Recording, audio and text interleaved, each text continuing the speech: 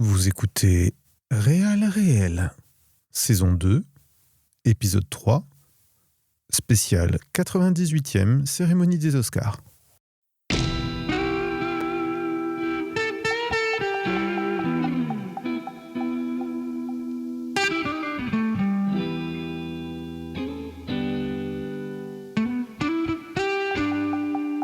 Réel.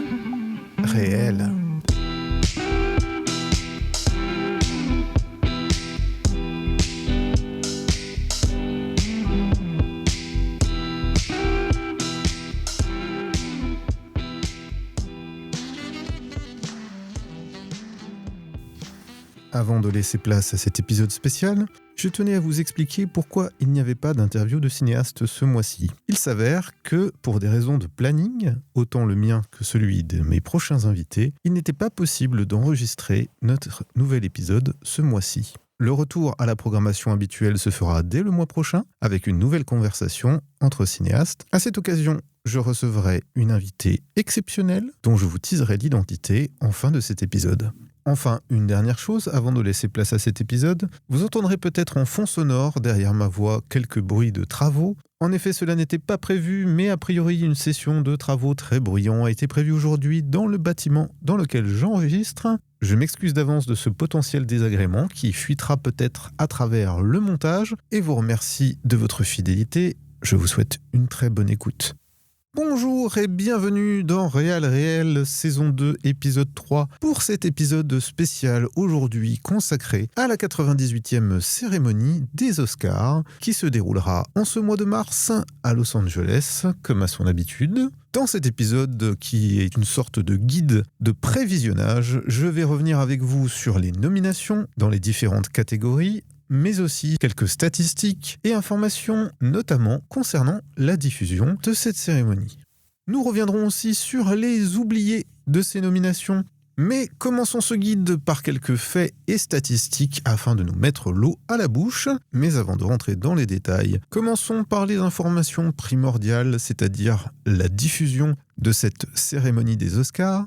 Si vous êtes aux États-Unis présentement, vous pouvez regarder cette cérémonie sur la chaîne ABC à 2 horaires différents selon que vous vous trouvez sur la côte Est ou Ouest du pays. Sur la côte Est, la cérémonie aura lieu de 19h à 22h et sur la côte Ouest de 16h à 19h. Mais si vous êtes en France, comme le laissent supposer les statistiques de ce podcast, pour la majorité d'entre vous en tout cas, vous pourrez visionner cette année la cérémonie sur Disney+, qui, à cette occasion, développe un dispositif exceptionnel, à savoir un pré-show à 22h30, intitulé « En attendant la cérémonie », qui sera animé et modéré par Kian Kojandi et Navo, avec des invités exceptionnels, en l'occurrence Éric Judor, Kyron, Blandine Lehoux et Alice David, qui viendront donc répondre à certains quiz, créer une atmosphère festive autour du cinéma et de cette cérémonie et son historique.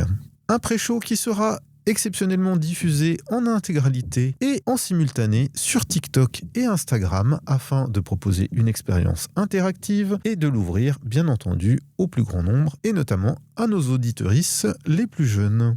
Ce show sera suivi à 23h15 par le tapis rouge, le fameux, qui sera commenté en direct de Los Angeles par Léna Situation et Augustin Trapenard, qui reviendront sur l'historique des films nommés, mais aussi partageront avec nous anecdotes et pronostics. Enfin, la cérémonie en elle-même sera diffusée à partir de minuit et durera donc, comme vous l'avez deviné, 3 bonnes heures. Il ne faudra pas donc compter vous coucher tôt si vous voulez savoir qui sera le lauréat cette année de l'Oscar du meilleur film, Oscar très convoité, et qui, je vous le rappelle, fait partie des grandes catégories phares qui sont décernées à la toute fin de la cérémonie, avec les Oscars de meilleur acteur, meilleure actrice et meilleur réalisateur. Mais nous allons revenir ensemble sur tout cela.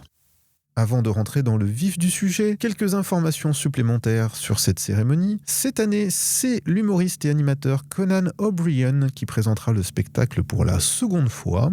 À noter aussi l'apparition d'une 24e catégorie, celle du meilleur casting. Quelques statistiques maintenant sur les nominations. Un film a établi un record de 16 nominations, dépassant ainsi les 14 citations d'Ève, Titanic et La La Land, qui établissaient le record précédent. Et ce film, c'est Sinners de Ryan Coogler, qui donc marque l'histoire en étant le film récoltant le plus de nominations, donc 16 sur 24 catégories tout de même. Il est suivi de près par Une bataille après l'autre de Paul Thomas Anderson, qui récolte 13 nominations. Puis, un petit peu plus loin quand même, 3 films se tiennent juste derrière lui avec 9 nominations, à savoir Frankenstein de Guillermo del Toro, Martyr suprême de Josh Safdie et Valeurs sentimentales de Joachim Trier. Tout juste derrière, nous retrouvons le Hamnet de Chloé Zhao et il y a Bugonia de Yorgos Lanthimos avec 4 nominations.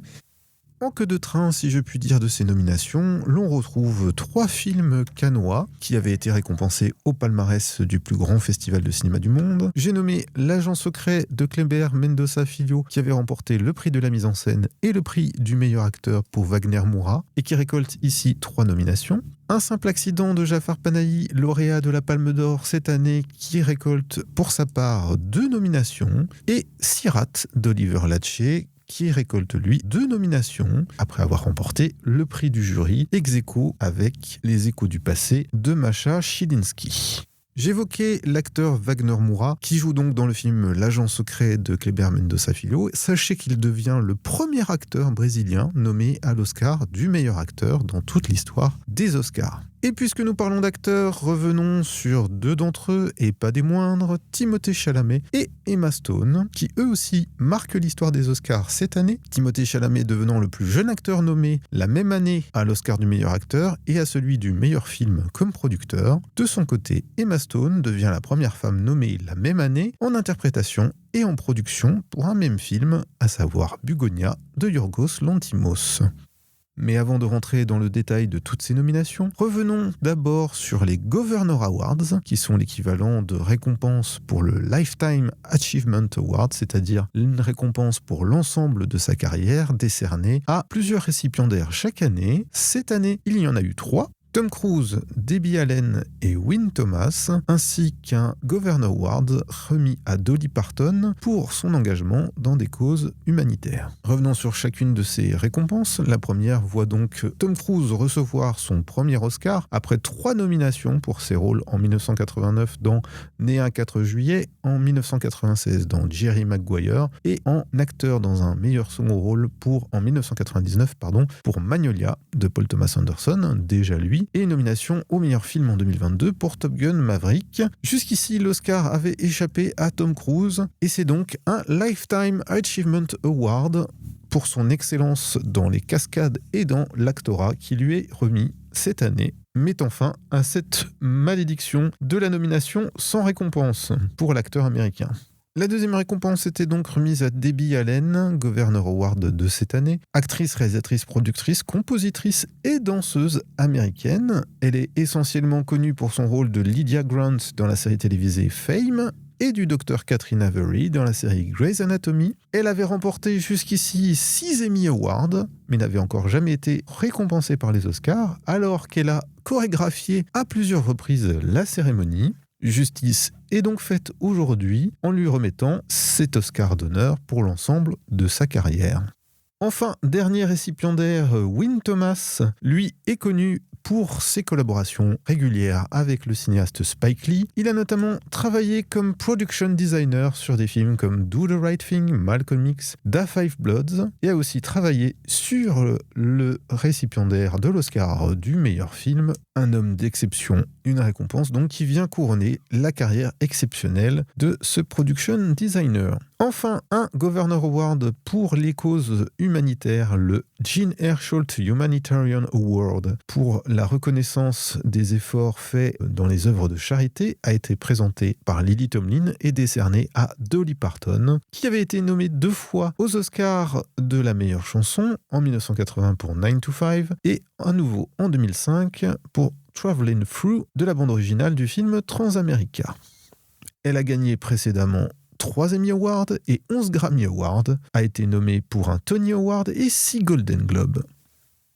Maintenant, évoquons un peu le sujet qui fâche, à savoir les grands oubliés de ces nominations des 98e Oscars. Chacun y ira de sa petite préférence, bien entendu, mais néanmoins, nous nous retrouvons tous un petit peu autour des mêmes noms quand nous regardons les nominations de cette année et constatons des oublis majeurs, voire critiques. Parlons-en. Pour moi, le plus gros scandale de ces nominations est peut-être l'absence dans toutes les catégories du film de Park Chan-wook, No Other Choice, qui méritait bien au moins, si ce n'est une nomination à l'Oscar du meilleur film étranger, peut-être une nomination à l'Oscar du meilleur montage ou du meilleur son, voire même de la meilleure réalisation. Incompréhensible aussi que Lee Byung-hun, son acteur principal, ne soit pas nommé dans la catégorie meilleur acteur, à mon sens. Mais ça se bousculait déjà au portillon. Il fallait donc bien faire des choix et le film n'a peut-être pas été suffisamment diffusé et apprécié aux États-Unis. Pour cela, je ne sais pas. C'est une hypothèse.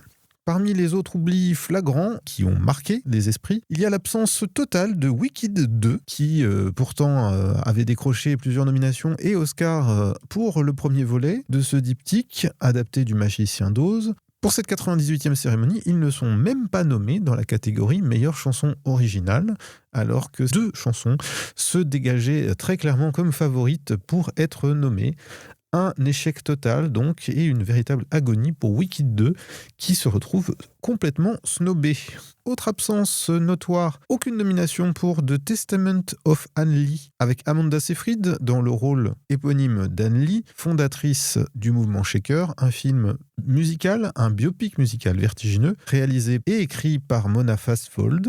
Je pensais qu'il obtiendrait au moins une nomination pour la meilleure chanson, mais ça n'a pas été le cas, et il n'y a pas eu non plus de nomination pour la meilleure actrice pour Amanda Seyfried, qui livre pourtant là une prestation remarquable et remarquée. Sa performance avait d'ailleurs été très très bien accueillie lors de sa tournée promotionnelle, et elle avait par ailleurs été nommée au Golden Globe et au Critics' Choice Award, dont elle était malheureusement repartie bredouille. Puisque l'on parle d'acteurs, 4 oublis. Joel Edgerton, dont le film Train Dreams, dans lequel il joue, est nommé dans plusieurs catégories cette année, ne se voit pas alloué de place pour l'Oscar du meilleur acteur. Un oubli qui revient également beaucoup, celui d'Adam Sandler, qui jouait dans Jake Lee aux côtés de George Clooney, film de Noah Baumbach, diffusé sur Netflix, qui montre que la comédie est un genre qui n'a pas encore tout à fait trouvé sa place aux Oscars.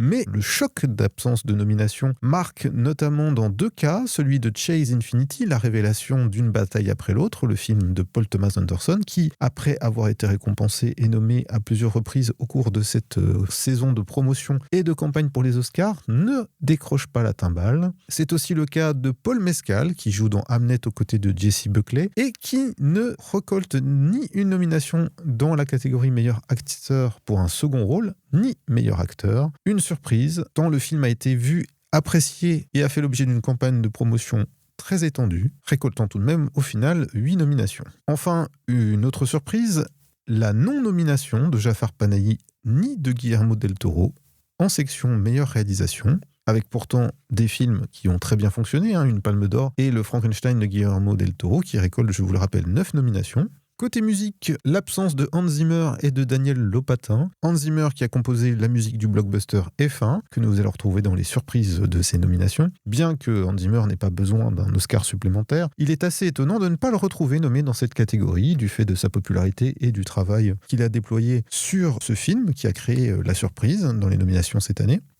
Et peut-être surprise encore plus grande, l'absence de Daniel Lopatin pour Marty Supreme, qui a impressionné pourtant, avec une bande-son imprégnée d'influences synth-pop des années 80, mais un choix qui visiblement n'a pas été gagnant puisqu'il échoue aux portes des nominations cette année. Enfin, un oubli que je trouve regrettable dans la section meilleur scénario original, c'est celui du film Sorry Baby d'Eva Victor, film qui a pourtant beaucoup fait parler de lui, qui a une écriture très efficace et intime sur un sujet, ma foi, très compliqué, les agressions sexuelles, le viol, et la difficulté pour les victimes d'en parler et de se reconstruire. Un film très sensible, très délicat, extrêmement bien écrit, mais qui peut être trop confidentiel, peut-être trop indépendant pour trouver sa place ici. Et c'est bien dommage, puisqu'il aurait, à mon sens, et d'ailleurs pas qu'au mien, à celui de nombreuses autres personnes, d'être mis en valeur par une nomination à l'Oscar du meilleur scénario original. Mais au-delà de ces oublis flagrants et notoires, il y a aussi des bonnes surprises. Nous retrouvons ainsi une nomination complètement folle et surprenante pour F1, le gros blockbuster porté par Brad Pitt et réalisé par Joseph Kosinski, qui décroche la 10e place dans les nominations du meilleur film cette année, à la surprise générale. Non pas que le film soit mauvais, il est indéniablement très efficace, possède un montage et un montage son extrêmement sérieux, précis et spectaculaire. Faut-il y voir une volonté des Oscars de reconnaissance pour les films d'action maîtrisés, à la virtuosité technique certaine ? Peut-être est-ce là un pas vers un cinéma plus populaire afin de ne pas faire des Oscars une récompense trop autorisante et restant ancrée dans la réalité d'Hollywood et des goûts du public d'aujourd'hui. En tout cas, cette nomination est tout sauf anodine. Elle montre peut-être de la part de l'Académie qu'elles veulent célébrer la performance industrielle autant que le prestige. Autre surprise, la nomination de Blue Moon de Richard Linklater au scénario original. Il n'était pas du tout attendu ici. Le film est porté par Ethan Hawke et revient sur la vie et les derniers jours du parolier américain Lawrence Hart, connu pour sa collaboration et ses difficultés avec le compositeur Richard Rodgers qui ont provoqué leur séparation. Un film qui avait été présenté en compétition officielle à la Berlinale 2025 et où l'acteur Andrew Scott, qui interprète Richard Rodgers, avait reçu l'Ours d'argent du meilleur second rôle. Puisque nous évoquons une nouvelle fois des acteurs, 3 nominations qui ont surpris et qui font plaisir. Celle de Elle Fanning pour Valeurs sentimentales à l'Oscar du meilleur second rôle féminin, mais aussi et plus remarquable, celui de Delroy Lindo pour Sinners dans l'Oscar du meilleur second rôle masculin, sa première nomination aux Oscars. Il était temps, tant le talent de cet acteur n'est plus à prouver. Et enfin, un comeback vraiment flamboyant en la personne de Kate Hudson, nommée dans l'Oscar du meilleur second rôle féminin pour Sur un air de blues, 25 ans après sa dernière nomination pour Presque célèbre.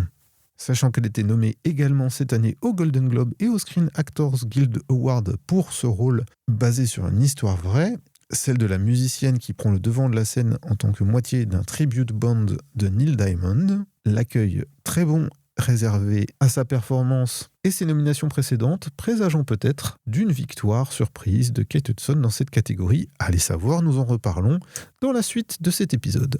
Autre surprise, à l'échelle d'un film entier cette fois, le carton de Valeurs sentimentales, Grand Prix au Festival de Cannes cette année. Le film de Joachim Trier avait jusqu'ici été boudé par les récompenses, notamment aux SAG Awards, où il était reparti bredouille. Mais il décroche là des nominations pour ses acteurs dans à peu près toutes les catégories possibles et imaginables, ainsi que des nominations majeures au meilleur scénario, meilleure réalisation, meilleur montage. Un carton plein donc pour ce film. Et enfin, du côté du meilleur film étranger, une bonne surprise dans la nomination de La Voix de Inrajab de Kauter Benania, qui constitue uniquement la 2e nomination de la Tunisie dans cette catégorie.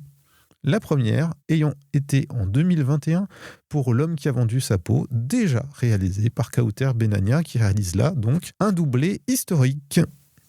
Voilà pour ce tour des oublis et des surprises. Évidemment, il y en a d'autres, je suis allé à l'essentiel, car nous allons maintenant ensemble revenir catégorie par catégorie sur les nominations de cette année et sur les tendances et pronostics quant aux lauréats et lauréates à venir. Petit disclaimer, je vais désormais vous parler des catégories dans l'ordre alphabétique anglais de noms de catégories. N'y voyez donc pas l'ordre de remise des récompenses qui lui est différent, mais nous allons néanmoins toutes les couvrir. Commençons donc par une catégorie qui a beaucoup fait parler d'elle, celle de l'acteur dans un rôle principal. Les 5 nommés sont Timothée Chalamet pour Marty Supreme, Leonardo DiCaprio pour Une bataille après l'autre, Ethan Hawke pour Blue Moon, Michael B. Jordan pour Sinners et Wagner Moura pour L'Agent secret. Catégorie très serrée où les favoris se tire un peu la bourre, mais vu les derniers rebondissements qu'il y a eu, notamment dans la promotion de Marty Supreme par Timothée Chalamet, qui a complètement pété un câble, on peut le dire, et sa dernière sortie très controversée et un peu déplacée sur les ballets opéra qu'il a critiqué en disant que cela ne servait à rien et que personne ne s'y intéressait, ce qui a provoqué une vague de tollé sur les réseaux sociaux et de réponses plus ou moins humoristiques de la part des concernés, néanmoins qui vient entacher une promotion marteau. On peut même dire une promotion marteau-piqueur qu'avait entamé Chalamet bien avant, qui avait communiqué publiquement par ailleurs sur le seum qu'il avait ressenti après ne pas avoir remporté l'Oscar du meilleur acteur dans un rôle principal pour un illustre inconnu de James Mangold. On en pense ce que l'on veut, qu'il l'ait mérité ou pas. Cela était peut-être un petit peu déplacé pour un acteur aussi jeune qui se voyait quand même déjà octroyer une très belle première nomination. Mais cette fois, Timothée Chalamet est très clair, il veut revenir et remporter la statuette, mais sur son chemin, il va trouver deux gros challengers, en la personne déjà de Leonardo DiCaprio, dans une bataille après l'autre, à qui l'Oscar avait longtemps échappé avant qu'il le remporte pour The Revenant de Alejandro González Iñárritu.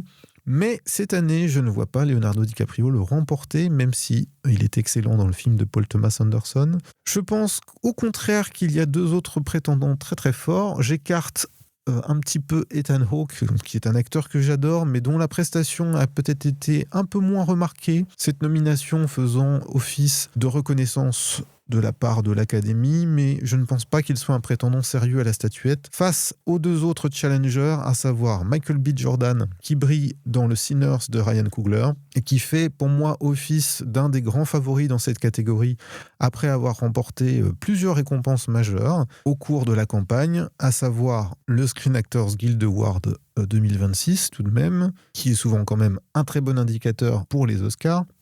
Et l'autre contender, l'autre challenger étant Wagner Moura pour L'Agent Secret, première nomination pour un acteur brésilien dans cette catégorie et qui a par ailleurs remporté le Golden Globe du meilleur acteur pour son rôle dans L'Agent Secret de Kleber Mendonça Filho. Des résultats donc très écartelés. Timothée Chalamet a été jusqu'ici un peu écarté, bien que faisant figure de favori pendant très longtemps. Je pense, pour ma part, que c'est Michael B. Jordan qui va remporter l'Oscar du meilleur acteur dans un rôle principal pour sa performance dans Sinners de Ryan Coogler. Prochaine catégorie, acteur dans un rôle secondaire. Les nommés sont Benicio del Toro pour Une bataille après l'autre, Jacob Elordi pour Frankenstein, Delroy Lindo pour Sinners, Sean Penn pour Une bataille après l'autre, et Stellan Skarsgård pour Valeurs sentimentales. Une catégorie, là encore, assez éclatée, avec quelques figures de favoris, puisque le film Une bataille après l'autre de Paul Thomas Anderson a quand même beaucoup brillé pour ses rôles secondaires, Benicio del Toro et Sean Penn, notamment Sean Penn, qui faisait figure de favori à un certain moment. Jacob Elordi est un peu le rescapé de cette catégorie, puisqu'il a fait une campagne très très très intense afin de pouvoir décrocher cette nomination, une campagne qui a porté ses fruits donc, mais je ne le vois pas remporter la statuette. Je pense pour ma part que le favori est Delroy Lindo pour sa première nomination qui vient réparer un oubli flagrant pendant de nombreuses années et aussi appuyer le succès historique de Sinners dans les nominations de ces Oscars. Je pense donc que la tendance mènerait plutôt vers lui, mais si des fois il ne remportait pas la statuette, je pense qu'elle pourrait être décernée à Sean Penn pour Une bataille après l'autre, puisqu'il avait triomphé récemment au Screen Actors Guild Award, SAG 2026, dans cette catégorie, face déjà à Benicio del Toro et Jacob Elordi. Donc, ma foi, peut-être un signe le plaçant comme un des favoris, mais j'ai envie de croire quand même que Delroy Lindo ne sera pas ignoré pour cette première nomination. Catégorie suivante, actrice dans un rôle principal. Les nommés sont Jessie Buckley pour Hamnet, Rose Byrne pour If I Had Legs, I'd Kick You, Kate Hudson pour Song Sung Blue, donc sur un air de blues, Renate Reinsve pour Valeurs sentimentales, et Emma Stone pour Bugonia. Ce qui me fait dire que je disais n'importe quoi tout à l'heure en disant que Kate Hudson était nommée à l'Oscar du meilleur second rôle féminin. Non, c'est l'Oscar de la meilleure actrice. Je m'excuse pour cette erreur. Bon, toujours est-il que dans cette catégorie, il n'y a pas vraiment de suspense, Deux favorites se dégagent dans cette catégorie. Il s'agit de Rose Byrne pour If I Had Legs I'd Kick You, présenté en compétition à la Berlinale 2025, où elle avait remporté l'Ours d'argent de la meilleure interprétation. Et bien sûr, l'autre grande favorite, c'est Jessie Buckley dans Hamnet, puisque pour l'instant, elle a réalisé un grand chelem total, remportant le Golden Globe de la meilleure actrice, le SAG Award de la meilleure actrice, le Critics' Choice Award de la meilleure actrice. Autant vous dire que je pense que le suspense, sauf surprise de dernière minute, est limité, et Jessie Buckley devrait se voir couronnée de l'Oscar de la meilleure actrice pour Hamnet de Chloé Zhao. Un Oscar mérité, tant sa performance intense a été remarquée et a ému nombre des spectateurs du film. Mais qui sait, peut-être que Rose Byrne, en embuscade, pourrait créer la surprise, même si cela me paraît quand même assez improbable à ce stade de la compétition. Catégorie suivante, actrice dans un rôle secondaire. Les nommés sont Elle Fanning pour Valeur sentimentale, Inga Ipsdotter-Lilleas pour Valeur sentimentale, Amy Madigan dans Weapons, évanouie en français, Wunmi Mosaku pour Sinners de Ryan Coogler et Teyana Taylor pour Une bataille après l'autre de Paul Thomas Anderson. Là encore, une compétition relativement serrée entre plusieurs films favoris qui récoltent beaucoup de nominations. Je pense que la bataille, et pas la bataille après l'autre, mais la bataille principale, se joue entre Amy Madigan pour Weapons, qui a créé la surprise en remportant le SAG Award de la meilleure actrice par rapport à ce rôle, et Wunmi Mosaku pour Sinners, avec une petite préférence, un petit pronostic favorable, plutôt du côté Amy Madigan, je pense, avec Weapons, qui va probablement remporter cet Oscar à mon sens. Passons à l'animation avec l'Oscar du meilleur film d'animation, catégorie dans laquelle nous retrouvons deux films français nommés Arco d'Hugo Bienvenu et Amélie ou la métaphysique des tubes de Maëlys Valade et Liane Choran. À leur côté, nous retrouvons Elio de Madeline Sharafian, K-pop Demon Hunters de Maggie Kang et Zootopie 2 de Jared Bush. Catégorie donc très serrée, là aussi, puisqu'il s'agit des films qui ont remporté de très très gros succès publics et critiques. Jusqu'ici, Zootopie 2 tenait un petit peu la distance par rapport à ses autres nommés. Je ne pense pas, malheureusement, que nos films français puissent se démarquer face au poids lourd qui est probablement un des favoris dans la catégorie K-pop Demon Hunters, qui est un succès mondial écrasant et qui se voit être quand même un des favoris face à Zootopie 2. Je pense qu'il va créer la surprise et qu'il va probablement remporter un Oscar à Netflix, donc qui est le producteur de ce film d'animation qui revient donc sur des stars de la K-pop qui sont aussi chasseuses de démons et qui est aussi un film musical, ce dont nous aurons l'occasion de reparler dans la catégorie meilleure chanson originale. Côté court-métrage d'animation, les nommés sont Butterfly, Papillon, donc de Florence Miaille, qui est un film français, Forever Green de Nathan Engelhardt, The Girl Who Cried Pearls de Chris Lavis, Retirement Plan John Kelly et The Three Sisters de Constantin Bronzit. Alors là, je serais bien incapable de vous dire qui va l'emporter, mais évidemment, ma préférence va au film de Florence Miaille, Papillon, qui est un très très beau film, très poétique. J'espère qu'elle se verra couronnée d'un Oscar, elle le mériterait amplement. Passons à la nouvelle catégorie qui fait son apparition cette année aux Oscars pour la première fois. Il s'agit de la catégorie du meilleur casting, donc la meilleure distribution. Sont nommés Hamnet pour une distribution effectuée par Nina Gold, Marty Supreme porté par un casting sélectionné par Jennifer Venditti, Une bataille après l'autre pour Cassandra Koulukundis, L'agent secret pour Gabriel Dominguez et Sinners pour Francine Meissler. Là encore, de très belles distributions, très beau casting, mais le SAG Awards du meilleur casting a été remporté par Sinners et Francine Meissler au SAG Awards, et je pense qu'il fait figure de favori assez inconditionnel dans cette catégorie. Je pense qu'il va le remporter assez haut la main, même si, attention, Hamnet et Une bataille après l'autre sont en embuscade, mais je ne pense pas qu'il puisse rattraper l'avance assez confortable de Sinners dans cette nouvelle catégorie. Passons à l'Oscar de la meilleure photographie. Les nommés cette année sont Dan Losten pour Frankenstein, Darius Khondji pour Marty Supreme, Michael Bauman pour Une bataille après l'autre, Auton Durald Arcapo pour Sinners, et Adolfo Veloso pour Train Dreams, réalisé par Clint Bentley.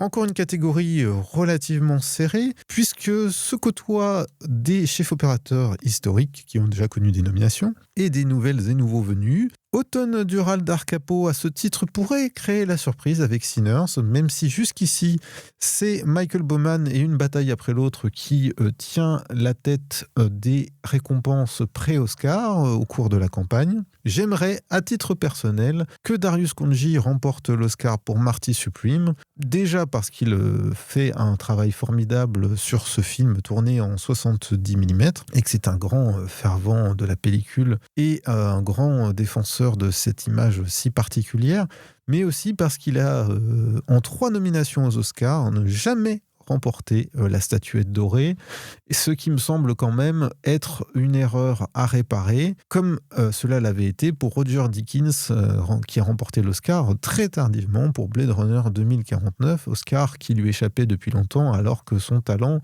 immense de directeur de la photographie n'était plus à démontrer.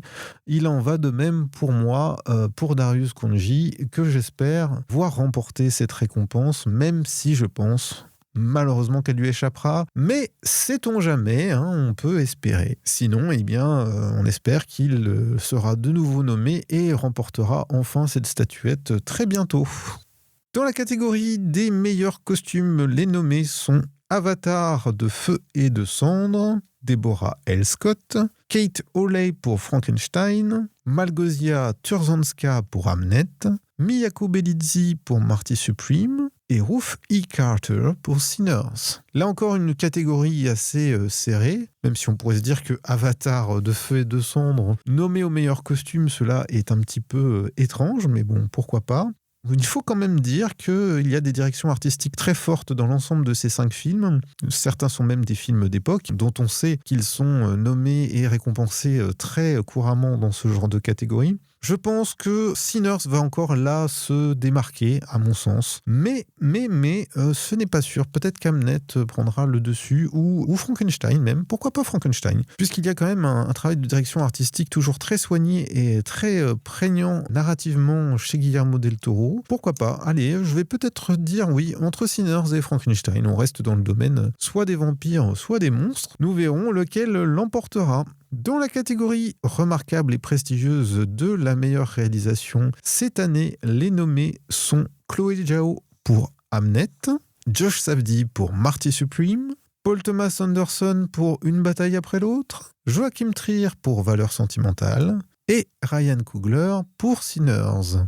Pour moi, le match se déroulait vraiment entre 3 prétendants à la statuette, à savoir Chloé Zhao, Paul Thomas Anderson et Ryan Coogler, mais je pense, et les dernières récompenses pré-Oscar tendent à confirmer cette tendance, que Paul Thomas Anderson va remporter l'Oscar du meilleur réalisateur cette année pour Une bataille après l'autre. Une bataille après l'autre qui, en plus, a remporté les non moins prestigieux Directors Guild Awards et Producers Guild Awards cette année, ce qui sont quand même des signes assez forts de son statut de favori dans cette catégorie. Et je vois mal comment la statuette pourrait lui échapper, bien que, en embuscade, nous ayons Ryan Coogler qui pourrait bien créer la surprise avec son très bon Sinners à suivre donc. Mais, pour ma part, je mets une petite pièce sur Paul Thomas Anderson.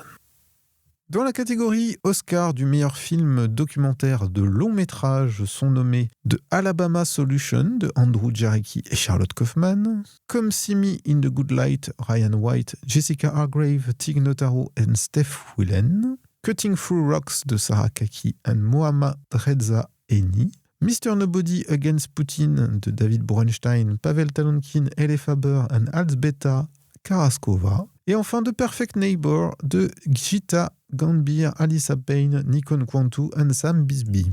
Je n'ai pas vu ces films, je serais donc bien incapable de vous dire lequel d'entre eux va se démarquer, mais je sais en tout cas des recherches que j'ai menées en prévision de l'enregistrement de cet épisode que l'Oscar se joue très probablement entre Mr. Nobody Against Putin et The Perfect Neighbor, avec une légère avance, un léger statut de favori pour The Perfect Neighbor qui pourrait bien se voir couronné de l'Oscar du meilleur film documentaire de long métrage. Donc, Côté court-métrage documentaire, les nommés sont All the Empty Rooms de Joshua Seftel et Conal Jones, Armed Only with a Camera, The Life and Death of Brent Renaud par Craig Renaud et Juan Arredondo, Children No More Were and Are Gone de Ila Medalia et Sheila Nevins, The Devil is Busy de Crystalline Hampton et Gita Gunbeer et Perfectly a Strangeness de Alison McAlpine. Là, je pense que l'Oscar va revenir à Armed Only with a Camera, The Life and Death of Brent Renaud, qui revient sur un journaliste vidéo et photoreporter qui est décédé en Ukraine dans l'exercice de ses fonctions et qui était filmé pendant ses interventions sur le conflit ukrainien par son frère et aussi par lui-même,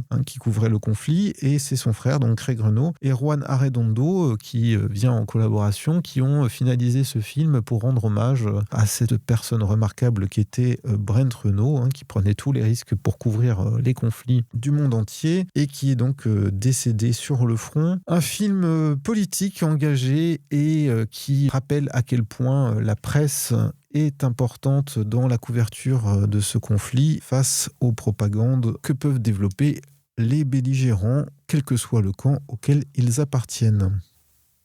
On poursuit avec la catégorie Oscar du meilleur montage. Les nommés sont Stephen Merrion pour F1, Ronald Bronstein et Josh Safdie pour Marty Supreme, Andy Jorgensen pour Une bataille après l'autre, Olivier Bugge-Coutet pour Valeurs sentimentales et Michael P. Shower pour Sinners. Des films avec des montages très remarqués, très puissants. Il est assez difficile là de savoir qui va l'emporter. Il se pourrait que F1 crée la surprise dans cette catégorie, puisque le montage du film est assez remarquable, très spectaculaire, extrêmement bien mené techniquement tant qu'artistiquement. Il pourrait donc créer la surprise à cet endroit, bien que sinon je pense que ce soit le Sinners de Ryan Coogler qui puisse l'emporter face à lui. Mais là, pour le coup, tous les paris restent ouverts. Dans la catégorie de l'Oscar du meilleur film international, les nommés cette année, en 2026, ce sont pour le Brésil, L'agent secret de Kleber Mendonça Filho, représentant la France, Un simple accident de Jafar Panahi, pour la Norvège, Valeurs sentimentales de Joachim Trier, représentant l'Espagne, Sirat d'Oliver Lache, et pour la Tunisie, nous l'évoquions précédemment, La voix de Inrajab de Kauter Benania. Très très difficile de savoir qui va tirer son épingle du jeu, puisque ces films ont pour la plupart très très bien fonctionné dans les circuits festivaliers précédemment, et notamment à Cannes. On remarque quand même la présence de 4 films nommés et récompensés à Cannes sur 5 nominations. Le dernier ayant été remarqué et primé à Venise, The Voice of Inrajab de Kauter Benania. La logique voudrait que la Palme d'Or l'emporte It Was Just an Accident, un simple accident de Jafar Panahi, notamment dans ce contexte de conflit iranien.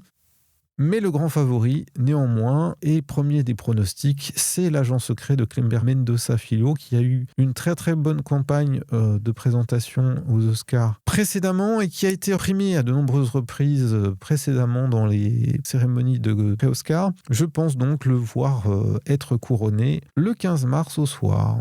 Dans la catégorie meilleur court-métrage en live action, c'est-à-dire en prise de vue réelle, les nommés sont Butcher Stain de Meyer Levinson Blunt et Oron Caspi, A Friend of Dorothy de Lee Knight et James Dean, Jane Austen's Period Drama de Julia Axe et Steve Pinder, The Singers de Sam A. Davis et Jack Piat, et Deux personnes échangeant de la salive de Alexandre Singh et Nathalie Musteata. Ce dernier court-métrage est par ailleurs un film français tourné aux Galeries Lafayette et qui a été extrêmement remarqué. Alors il s'agit d'un moyen-métrage de près de 43 minutes tourné en noir et blanc et qui fait la figure de très grands favoris dans cette catégorie. Un film dystopique qui imagine un monde dans lequel le capitalisme est roi et où la monnaie a été remplacée par la gifle.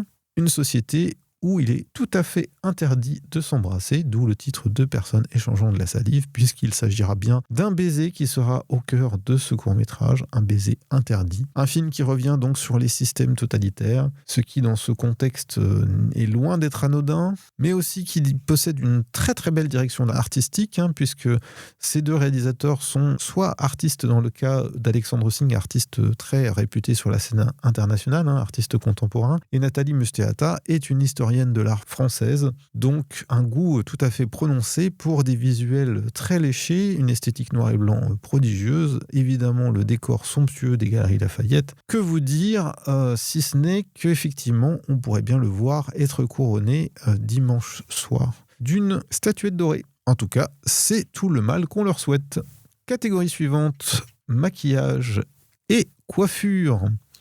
Une catégorie qui n'est toujours pas présente au César, j'en profite pour le dire. Que ce soit le casting d'ailleurs, les cascades ou le maquillage et coiffure, nous n'avons toujours pas ces catégories au César en France, peut-être parce que nous considérons qu'elles sont moins répandues que dans le cinéma américain, et c'est peut-être bien là une erreur qu'il serait temps de réparer pour rendre hommage aux techniciens hors pair, très réputés mondialement, internationalement, pour la qualité de leur travail. Mais revenons à nos moutons. Pour l'Oscar du meilleur maquillage et de la meilleure coiffure, sont nommés Mike Hill, Jordan Samuel et Cleona Furey pour Frankenstein, Kyoko Toyokawa, Naomi Ibino et Tadashi Nishimatsu pour Koukuo, le maître du kabuki de Lee Sang-il, Ken Diaz, Mike Fontaine et Shunika Terry pour Sinners de Ryan Coogler, Kazuhiro, Glenn Griffin et Björn Rebane pour The Smashing Machine, et enfin Thomas Folberg et Anne-Catherine Soerberg pour The Ugly Stepsister, un film norvégien réalisé par Emily Blichfeld, une relecture moderne de Cendrillon à l'aune du body horror et de l'humour noir. Catégorie très éclectique, mais je pense que c'est Frankenstein qui va l'emporter de Guillermo del Toro pour le travail qui a été accompli sur la direction artistique, toujours très léchée, comme je le disais, chez Guillermo del Toro par rapport à ces questions. Passons à la musique désormais, et pour l'Oscar de la meilleure composition de musique originale, les nommés sont Jerskin Fendrix pour Bugonia, Alexandre Desplat pour Frankenstein, Max Richter pour Hamnet, Johnny Greenwood pour Une bataille après l'autre et Ludwig Göransson pour Sinners. Donc là, il n'y a que du lourd, du très très lourd même. Ma petite préférence personnelle irait à Max Richter pour Hamnet, puisque c'est un compositeur que j'aime particulièrement, mais je le vois mal remporter face à Ludwig Göransson, grand favori pour la bande originale de Sinners de Ryan Coogler, qui a remporté par ailleurs les récompenses pré-Oscar dans cette catégorie et qui fait clairement office de favori pour l'Oscar de la meilleure musique originale. C'est sur lui que mon choix se porte donc au final, même si mon choix de cœur, vous l'aurez compris, est Max Richter pour Hamnet. Peut-être ne sommes-nous pas à l'abri d'une bonne surprise, mais je n'y crois pas beaucoup quand même. L'autre catégorie musicale, c'est celle de la meilleure chanson originale, et les nommés cette année sont la chanson Dear Me, tirée du film Diane Warren Relentless, musique et paroles de Diane Warren. Golden, chanson issue de K-Pop Demon Hunters, musique et paroles de AJ. Mark Sonnenblick, Jung Yu Kwak, Yuhan Lee, Hee Dong-nam, Jong Sun-so et Teddy Park.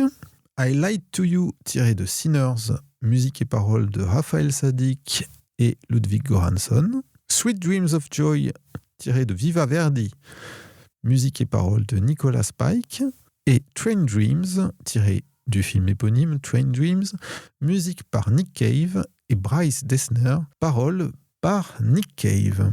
Alors là, bien que des noms prestigieux soient nommés dans cette catégorie, je pense qu'il y a une figure de favori assez évidente et qui risque bien fort de remporter l'Oscar de la meilleure chanson originale. C'est Golden de K-Pop Demon Hunters, la comédie musicale animée de Netflix dont l'air entêtant ne quitte pas votre tête une fois que vous l'avez entendu. Un signe généralement avant-coureur, plutôt positif, et qui place cette chanson en favorite de cette catégorie. Passons à la catégorie du meilleur production design, c'est-à-dire l'Oscar des meilleurs décors. Les nommés cette année sont Frankenstein, production design par Tamara Deverell et décor on-set par Shane Vio. Hamnet, production design par Fiona Comby et décor on-set par Alice Felton. Marty Supreme, production design par Jack Fisk, décor on-set par Adam Willis. Une bataille après l'autre, production design Florencia Martin, décor on-set de Anthony Carlino. Et Sinners, production design de Anna Bichler, décor on-set de Monique Champagne. Il est assez évident que c'est Frankenstein qui va l'emporter. Il a remporté cette récompense au Golden Globe et dans les autres cérémonies pré-Oscar. Et je vois mal comment la statuette pourrait lui échapper dans cette catégorie. Je pense donc que l'Oscar des meilleurs décors sera décerné à Tamara Deverell et Shane Vio, sachant que Guillermo del Toro est un fervent défenseur de la construction physique de décors. Il ne recourt au virtuel que quand cela s'avère nécessaire. Donc il y a un travail relativement conséquent, pour ne pas dire monstrueux, et c'est le cas de le dire, qui est mis en œuvre dans les films de Guillermo del Toro en ce qui concerne la direction artistique générale, mais particulièrement les décors. Je pense donc qu'il fait figure de favori pour cette catégorie. Passons à l'Oscar du meilleur son. Les nommés sont F1, Gareth John, Al Nelson, Gwendolyn Yates, Whittle, Gary Arrizzo et Juan Peralta. Frankenstein, Greg Shackman, Nathan Robitaille, Nelson Ferreira, Christian Cook et Brad Zohern. Une bataille après l'autre, José Antonio Garcia, Christopher Scarabozzuo et Tony Villaflor. Sinners, Chris Felker, Benjamin Eibert, Felipe Pacheco, Brandon Proctor et Steve Bodeker. Et Sirat, Amanda Villavieja, Laia Casanovas et Yasmina Praderas. Le grand favori dans cette catégorie, c'est F1, qui a donc, comme je vous le disais, décroché aussi une nomination surprise à l'Oscar du meilleur film. Mais en tout cas, il avait remporté jusqu'ici les récompenses du meilleur son à peu près partout. C'est vrai que le son de ce film est extrêmement travaillé et spectaculaire, très très technique, très riche aussi. Mais attention, car je pense que Sirat pourrait créer la surprise dans cette catégorie. Le film d'Oliver Lache étant quand même très très très centré sur le son et la musique. Le voir nommé dans cette catégorie est déjà une belle victoire pour lui, bien entendu, mais il pourrait très bien créer la surprise en embuscade derrière F1 qui fait quand même office de très grand favori, ne nous mentons pas. 5 nommés pour les Oscars des meilleurs effets visuels: Avatar, Feu et Cendres, Joe Lettery, Richard Banham, Eric Sendon et Daniel Barrett. F1, encore lui, Ryan Tedaupe, Nicolas Chevalier, Robert Harrington, Keith Dawson. Jurassic World Rebirth, David Vickery, Stephen Aplan, Charmaine Chan et Neil Corbu. The Lost Bus, Charlie Noble, David Zaretti, Russell Bowen et Brandon McLaughlin. Et Sinners, Michael Rala, Espen Nordal, Guido Voltaire et Donnie Dean. Une catégorie où je pense que l'Oscar se joue entre Avatar, Feu et Cendres et Sinners. Je vois quand même mal comment il pourrait échapper à Avatar, Feu et Cendres, tant les effets visuels sont vraiment au cœur de la création du film et même au cœur du film entier, tant dans leur dimension spectaculaire que dans leur brio technique. Je pense que cet Oscar risque fort d'échoir à l'équipe de Avatar, chapeautée par le réalisateur James Cameron. Enfin, avant d'arriver à la catégorie du meilleur film, passons par 2 Oscars non moins importants, les Oscars du meilleur scénario adapté et du meilleur scénario original. Sont nommés dans la catégorie de la meilleure adaptation Bugonia, scénario de Will Tracy, adapté du film coréen Save the Green Planet. Frankenstein, adapté par Guillermo del Toro d'après le roman de Mary Shelley. Hamnet, scénario de Chloé Zhao et Maggie O'Farrell, adapté du roman éponyme Hamnet de Maggie O'Farrell. Une bataille après l'autre, scénario de Paul Thomas Anderson d'après le roman Vineland de Thomas Pynchon, adaptation plutôt libre de Paul Thomas Anderson, qui avait déjà adapté Thomas Pynchon avec Inherent Vice. Et dernier nommé, Train Dreams, scénario de Clint Bentley et Greg Quedar, adaptation d'une nouvelle du même nom de l'auteur Dennis Johnson, publiée en 2011. Alors là encore, de très beaux nommés, mais un favori qui se dégage relativement facilement, c'est Une bataille après l'autre de Paul Thomas Anderson, et je pense qu'il va naturellement revenir à Paul Thomas Anderson cet Oscar du meilleur scénario adapté. Dans la catégorie meilleur scénario original, les nommés sont Blue Moon, écrit par Robert Kapleau, Un simple accident, écrit par Jafar Panahi, avec la collaboration de Nader Saïva, Shadmer Rastin et Mehdi Mahmoudian. Marty Supreme, écrit par Ronald Bronstein et Josh Safdie. Valeurs sentimentales, écrit par Eskil Vogt et Joachim Trier. Et Sinners, écrit par Ryan Coogler. Là encore, que du beau monde. Pas mal de favoris, une nomination surprise, on l'a évoqué, celle de Blue Moon. Ça va être assez serré, je pense que nous pouvons avoir une surprise, car en raison de l'actualité malheureusement brûlante du conflit iranien, les questions politiques qui sont soulevées par un simple accident de Jafar Panahi pourraient lui être favorables, tristement favorables, dans cette catégorie de meilleur scénario original. Sinon, je pense que sans trop de surprise, c'est Sinners qui risque de l'emporter. Bien que, méfions-nous, valeur sentimentale à la cote, Eskil Vogt de Joachim Trier pourrait tirer leur épingle du jeu, mais je pense quand même que cela se joue entre un simple accident et Sinners, avec un léger avantage pour Sinners peut-être, mais j'ai envie de croire qu'un simple accident pourrait bien repartir couronné, si ce n'est de l'Oscar du meilleur film international, qui je pense lui échappera au profit de l'agent secret, repartirait au moins avec l'Oscar du meilleur scénario original. Et voilà, nous arrivons enfin à la 24e et dernière catégorie de cette 98e cérémonie des Oscars. J'ai nommé la catégorie du meilleur film. Et justement, en parlant de nommés, il y en a 10 dans cette catégorie. Cette année, les nommés pour l'Oscar du meilleur film sont Bugonia, produit par Ed Guinney et Anne Rouleau, Yorgos Lanthimos, Emma Stone et Lars Knudsen. F1, produit par Chad Oman, Brad Pitt, Dede Gardner, Jeremy Kleiner, Joseph Kosinski et Jerry Bruckheimer. Frankenstein, produit par Guillermo del Toro, J. Milesdale et Scott Stuber. Hamnet, produit par Lisa Marshall, Pippa Harris, Nicolas Gonda, Steven Spielberg et Sam Mendes. Marty Supreme, produit par Eli Bush, Ronald Bronstein, Josh Safdie, Anthony Katagas et Timothée Chalamet. Une bataille après l'autre, produit par Adam Sumner, Sarah Murphy et Paul Thomas Anderson. L'agent secret, produit par Emily Leclos. Valeurs sentimentales, produit par Maria Ekerhovd, Andrea Berenstein-Otmar. Sinners, produit par Zinzi Coogler, Sevo Anyan et Ryan Coogler. Et Train Dreams, produit par Marissa McMahon, Teddy Schwartzman, Will Janowitz, Ashley Schleffer et Michael Hemler. On voit donc que cette catégorie est un beau résumé de l'ensemble des films favoris au cours de ces nominations. Alors, il y a, je pense, plusieurs films qui pourraient décrocher la statuette, et notamment 3 qui vont se mener une lutte assez impitoyable. Je pense bien sûr à Hamnet, Une bataille après l'autre et Sinners. Pour moi, les résultats entre ces 3-là sont très serrés. Les campagnes ont été très très fortes. Peut-être un léger avantage est-il donné à Paul Thomas Anderson, qui a remporté, comme je le rappelais, le Producers Guild Award et le Directors Guild Award avant les Oscars.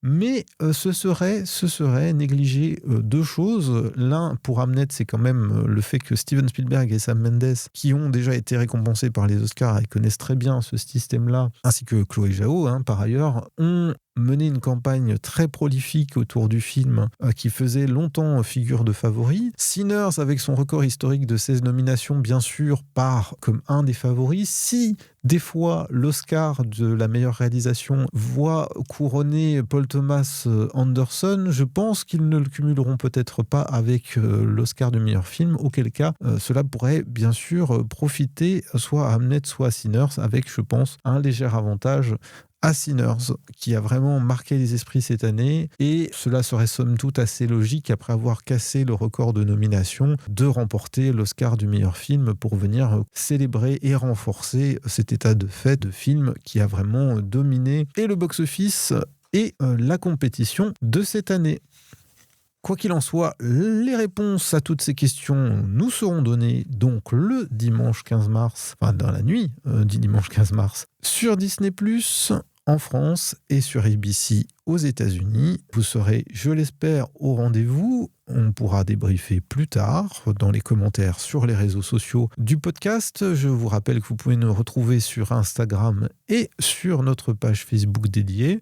C'est ainsi que se clôt cet épisode spécial consacré à la 98e cérémonie des Oscars. Je vais dire César, vous voyez comme quoi nous restons bien français et chauvins dans l'âme. Toujours est-il, voilà, nous avons fait le tour. Vous connaissez désormais mes pronostics, mes coups de cœur. Et nous verrons bien si j'ai rempli toutes les cases du petit bingo des Oscars cette année. En tout cas, sachez que je serai devant la cérémonie ce dimanche 15 mars. J'espère qu'il en sera de même pour vous. Toutefois, si vous n'êtes pas un couche-tard, il y aura toujours le replay pour revoir la cérémonie ou ses meilleurs moments si vous êtes plus pressé.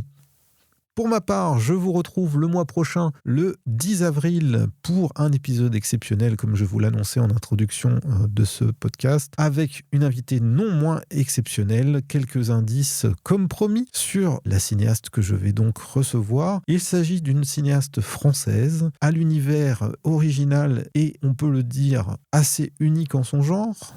Elle a tourné à plusieurs reprises avec une de nos plus grandes stars françaises. Et enfin, dernier indice, pour ne pas trop vendre la mèche, cette réalisatrice a réalisé 4 longs métrages, dont le dernier sorti assez récemment et qui a remporté un prix prestigieux dans un des 3 plus grands festivals au monde.